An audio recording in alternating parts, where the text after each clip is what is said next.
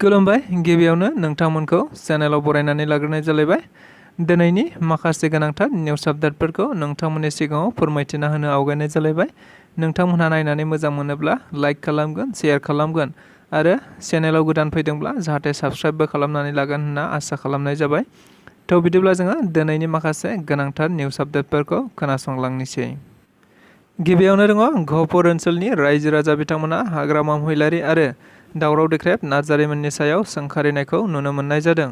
थारैनो जों बयबो मिथिगौ आथिखालाव बिटिआर गोरोबथानि मोनसे दफा बायदियै बिटिआरनि सिमाखौ घपुरसिम लांनांगौनि थाखाय माखासे गामिफोरखौ सोसननो थाखाय आसामनि देग्लाय 2023 मायथाइनि 15थि गोलोम बोथोरनि आसाम आयेन आफादनि जथुम्मायाव थांखि दैखांनानै लानाय जादोंमोन दि 41था गामिखौ थाबैनो बिटिआरआव सोसननाय जासिगोन होननानै। थिग बेखौ नोजोर बोनानैनो आथिखालाव घपुर सनितपुर ओनसोलनि गुबुन गुबुन रायजो राजा बिथांमोनहा बे थांखिखौ बरायनायखौ नुनो मोननाय जादों। लोगोसे गावसोरनि गोजोननायखौ खौरां बिजोंफोरनि गेजेरजों गुबुन गुबुन समाव होबोबाय थानायखौ नुनो मोननाय जादों। नंगौ, बेबायदिनो बेखौ नोजोर बोनानैनो बिथांमोनहा मैयानि समावबो बेबायदि गोजोननाय फोरमायनाय समावनो हाग्रामा महिलारि आरो दावराव देख्रेब नार्जारिमोनखौ थांखिनानै बुंनाय जादों जे बिथांमोनहा घपुराव एबा सनितपुराव थाङै थाङै बिटिआरनि सिमाफोरखौ एगेन्सिबो बारायनाय जानाय नङा एबा घपुरसिम बारायहोनाय जानाय नङा होननानैबो बायदि बायदि बाथ्रा बुंनायखौ अजद होनाय जादों। थारैनो बिथांमोनहा बेबायदि बुंनायखौ गावबागाव राजनिति स्वार्थनि थाखाय गारथ'नांगौ होननानैबो बुंदों। बे समाव बर'फोरा खौसे जानांगौनि समसो जादों होननानैबो बिथांमोनहा गोख्रों रावजों बुंथेनानै होबावनाय जादों। प्रमद बर' आरो फेरेंगामोननि आखल आखुआ बेबायदिनो बिथांमोनहा जागोनबो नाथाय बिलखौबो होनाय नङा। इउपिपिएल दोलोआव थायोब्ला दंफांबो दाननो मोनगोन, इउपिपिएल दोलोआव थायोब्ला सरकारनि न' बांबो मोनगोन। नाथाय जोंनि समाव बेबायदि नङामोन। जोङो रावखौबो बासियालासेनो बयनोबो सरकारि न'फोरखौ होनाय जादोंमोन। नंगौ, बेफोर गोख्रों बाथ्राफोरखौ बुंथिनानै होदों मोनसे समनि बिटिसिनि बारग' गाहाय मावफुं सोद्रोमा हाग्रामा महिलारि बिथाङा।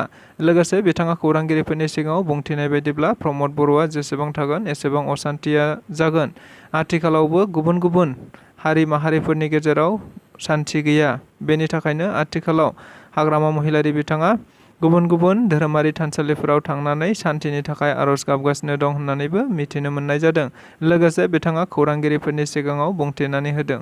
नंगौ, आथिखालाव राजनितिखौ लानानै एबा फैगौ 2024 मायथाइयाव जानो गोनां एमपि लक सभा बिसायख'थिखौ लानानै गुबुन गुबुन राजखान्थि दोलो आफादफोरा बेबायदिनो बायदिसिना हाबाफारि लानानै गावबागाव राजखान्थि दोलोफोरखौ गोगोम खालामनांगौ थांखिखौ नोजोर बोनानै हाबाफारि लाबाय थादों। थिग बेबायदिनो हाग्रामा महिलारि बिथाङाबो थोंजोङै नङाब्लाबो बिथाङा धोरोमारि थानसालिफोराव थांनानै बिटिसिआव असान्थियै सोलिबाय थानायखौ गैया खालामनो एबा सान्थिनि थाखाय धोरोमारि थानसालिफोराव थांनानै आर'ज गाबनाय हाबाफारिखौ आथिखालाव लागासिनो दं होननानै बिथाङा खौरांगिरिफोरनि सिगाङाव बुंथिनानै होदों। राजखान्थि दोलोखौ लानानै बिटिआरनि गाहाय मावफुं सोद्रोमा प्रमद बर'नि गोख्रों बिबुंथिखौ नुनो मोननाय जादों। थारैनो जों बयबो मिथिगौ आथिखालाव राजखान्थि आफादफोरा गावबागाव राजखान्थि आफादखौ गोख्रों खालामनांगौनि थांखिजों गुबुन गुबुन समाव गुबुन गुबुन बायदि हाबाफारि लानानै हाबा मावबोबाय थानायखौ नुनो मोनदों। नंगौ, बेखौ नोजोर बोनानैनो मैया बिटिआरनि गाहाय मावफुं सोद्रोमा प्रमद बर' बिथाङा खौरांगिरिफोरनि सिगाङाव बुंथिनाय बायदिब्ला हाग्रामा महिलारिया गोख्रोङैनो दं, गोख्रों जानांगौ। गोख्रों नङाब्ला बोरैहाय राजखान्थिया थांनानै थानो। लोगोसे हाग्रामा महिलारिया गोख्रोंबाबो नाथाय खामानि गैला। मानोना हाग्रामा महिलारि गोख्रों थानाय समावनो जोङो गासै एमएलए सिटफोरखौ देरहानो हादों। लोगोसे हाग्रामानि मानसिफोरा आथिखालाव गुबुन गुबुन दोलो नागारनानै ओरैबा ओरै थांगासिनो दङ आरो जायफोरा दङ बिसोरनो बेनिफ्राय बैनिफ्राय बै दाबसे दाबसे जायगाफोराव बेबायदि जयनिं हाबाफारिफोरखौ देखायलागासिनो दं होननानैबो खौरांगिरिफोरनि गेजेरजों बुंथिना होदों।